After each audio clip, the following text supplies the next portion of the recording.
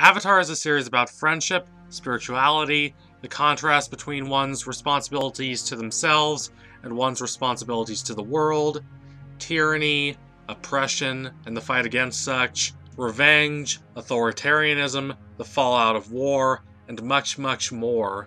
But if you asked a group of Avatar fans to describe the show thematically in one word, a significant amount of them would say redemption. The most obvious reason for this is Zuko's redemption arc, widely, and rightly, considered to be one of the best redemption arcs in television history. But many characters in Avatar: The Last Airbender have the chance to redeem themselves, whether to themselves, to the world, or both.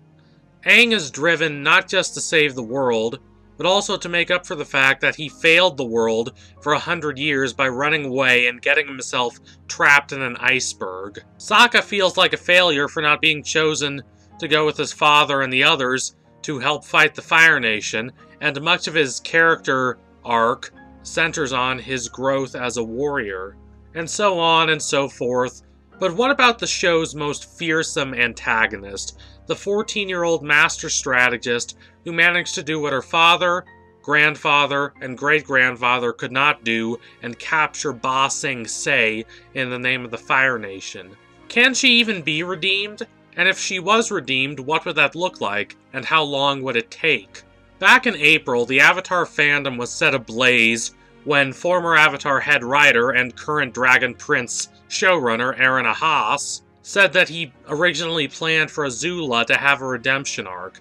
Fans wondered how this realistically could have happened, and how this would have affected her relationships with others. But honestly, Azula being redeemed is an idea I've thought about for a long time. It's so dramatically fascinating. Yes, she may be a cruel-hearted antagonist, but she's also a young teenager who needs help and guidance. This is Avatar Explained. What if Azula was redeemed? Is there a possibility of her being redeemed before the end of Avatar: The Last Airbender? Yes, but it's a small one, and it requires her to be separated from Ozai and all positions of power. She would need to be stripped of everything, just like Zuko is in Season 2.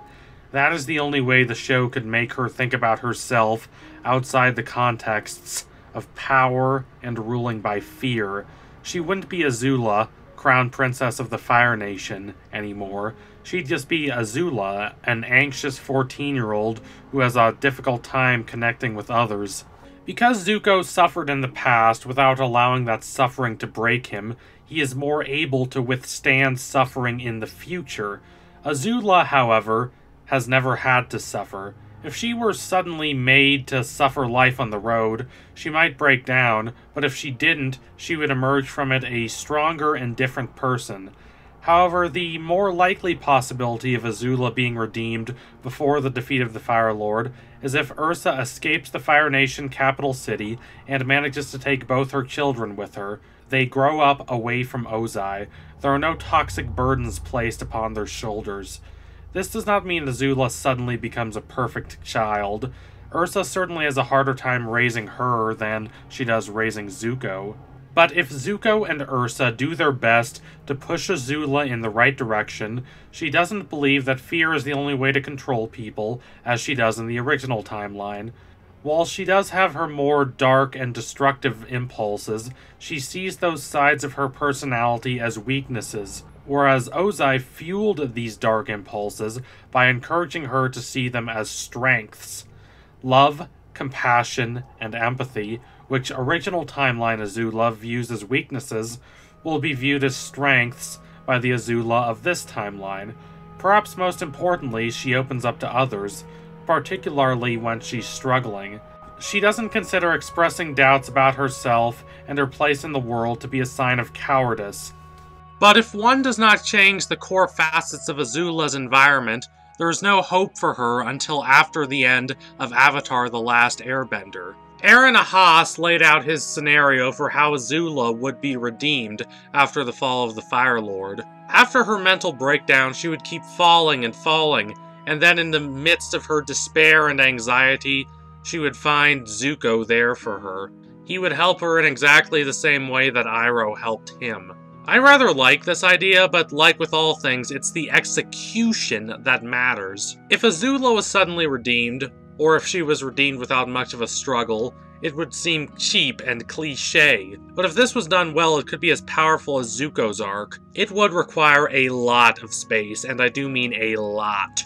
A comic trilogy, or even 2 comic trilogies, would not be enough. It would need to be more than that. A 4th season of the show would be enough, given that Azula's redemption was the focus of that 4th season. But there would need to be enough steps and nuances that we could chart her transformation. Here's a basic outline for what I have in mind. Zuko reaches out to her within the first 5 episodes of the new season. She's reluctant. At first, she believes that her mother is trying to manipulate her through Zuko.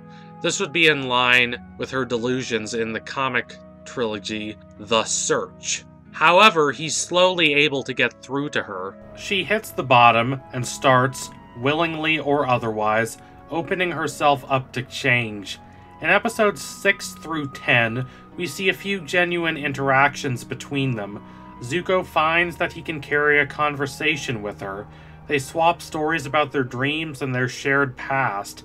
Azula is still mentally unstable, but she proves herself capable of changing for the better. Zuko finds it strange but lovely to finally have the relationship with his sister that he always wanted. We see in The Promise that he envies the relationship Sokka and Katara have. He's never had that, but he finally does now. Despite his serious nature, he lets his guard down, leaving him surprised and disappointed when Azula turns against him again. This will happen at the end of episode 10. It will function something like the episode The Crossroads of Destiny does for Zuko's character arc. There are several ways this could happen, but considering her central delusion is that her mother fears her, I think the best way is for her to be sharing an innocuous moment with her mother. Everything is going well at first. Then Ursa says she loves Azula, who finds herself at a crossroads. Either she can say to her mother, "I love you too," or she can turn against her mother. She doesn't know what to do, so she runs off. After this, the New Ozai Society, a group of militants introduced in the Smoke and Shadow trilogy, who wish to return Ozai to the throne, attack Ursa, and Azula has the choice to either help her mother or hurt her. Azula chooses to do harm. Ursa is seriously hurt, but she survives, and the New Ozai Society is defeated. Azula goes into another mental episode, thinking everyone will abandon her, and for the most part everyone does, but Zuko stays by her side. Despite everything that she's done, he still believes in her, and she takes that to heart. She learns to trust in love. She learns that it can be more powerful than fear. The back half of the season is her regaining the trust of the others and becoming fully integrated into the group. Even after this point, she's still awkward. She doesn't quite know how to be the new her. Zuko was a kind-hearted person before his father burned his face and sent him to capture the Avatar. Even in the worst chapters of his life, he's able to demonstrate compassion, like in episode 107, The Spirit World, when he chooses to help his uncle instead of chasing the Avatar. Azula is different. All her life, she has been possessed by fear. She believes that the only way to form relationships with others is through manipulation and control. I'm not saying she can't learn to be a moral, empathetic person, but it requires her inventing an entirely new image of herself, and this will be difficult for her. She will go through a sort of identity crisis, wondering who Azula even is. At the end of the season, she fights alongside Team Avatar in an important battle against the New Ozai Society. She decides the battle. The New Ozai Society makes her a good offer, but she doesn't take it. She protects Ursa from those wishing to do her harm. At the end of the battle, she says, "I love you," to her mother. End of season. Azula is redeemed. There could be other focuses of this season, but nothing should be prioritized above Azula's redemption arc. She has at least as far to go as Zuko, if not further, and if you want to do this arc in one season, you can't miss a single beat. But what effect would this have on the overall dynamic of Team Avatar? As shown in the comics, Team Avatar does not break up after the end of the show. Not every member goes on every adventure, but the team mostly sticks together. I don't imagine this changing immediately, but it likely does change eventually. Why? Well, they start having kids. Of course, raising kids takes a lot of time and energy. This doesn't mean Team Avatar entirely stops going on adventures altogether, only that the frequency of these adventures rapidly decreases. Aang may not spend that much time raising his kids, as he has his Avatar duties to attend to, but that just means the burden of raising the kids falls to Katara. So, when do Aang and Katara have their first kid? Bumi. Well, we don't have an exact answer, but we do know that Tenzin is 51 years old at the start of the Legend of Korra, which means he was born in the year 119 AG, or 119 years after the Airbender genocide, and 19 years after the start of Avatar: The Last Airbender. And in Season 2 of Korra, we're presented with a picture of Aang and Katara's family. Tenzin's a baby, Kaya's about 4, Bumi looks like he's about 9 or 10. Let's say 10. So that means Aang and Katara first had a kid 9 years after the end of the show. He was about 21, she was about 23. For one, that is really young by modern standards. But importantly, it still means that even if Azula's redemption arc is placed after the latest Avatar comics, wherein Aang is about 15, you still have 6 years or so for Azula to get used to the dynamics of Team Avatar before the team in its current form stops existing. That's more than enough time. By the time Aang and Katara have their first kid, Azula will have been part of the group for longer than she hasn't been part of it. Aang and the rest would likely think of her like they think of Zuko, as someone who attacked them once but who gradually earned their trust. When they think about her misdeeds, it won't be with anxiety, but with the recognition at how far she has come. They think that if Zuko is able to forgive her, despite everything she did to him, they should be able to forgive her too. Strangely, this would leave Toph as the odd person out. I'll explain. The rest of the members of Team Avatar would have at least one member of the group that they have either a romantic connection or a sibling connection with. Aang has Katara, Katara has him and Sokka, Sokka has Katara, Zuko and Azula have each other, but Toph has no one. Now, you might believe Sokka and Toph have a kid together, that being Suyin, but that's a whole different topic, which has no place in this video. Even redeemed, I don't see Azula being as funny as Zuko, at least intentionally, but I do imagine her having a few smart observations about the world. I imagine her forgetting all her cares in the daytime, only to have them come back at night, and I imagine her waking Zuko up to talk to him about her anxieties, and though he's tired, he dutifully listens. He finally has a sister who doesn't want to kill him, and he's overjoyed about that. Aside from Zuko, the member of Team Avatar most willing to accept Azula is likely to be Katara, both because of her general empathy and because of how close her relationship with Zuko is by the end of the series. Aang would likely be next. Even as he grows up, he's not quite as mature and empathetic as Katara, but he does generally have an optimistic view on the world. This is the person who was willing to accept Zuko back in episode 113, long before Zuko had earnestly started down the road to redemption. However, I don't imagine him having any particularly deep chats with Azula.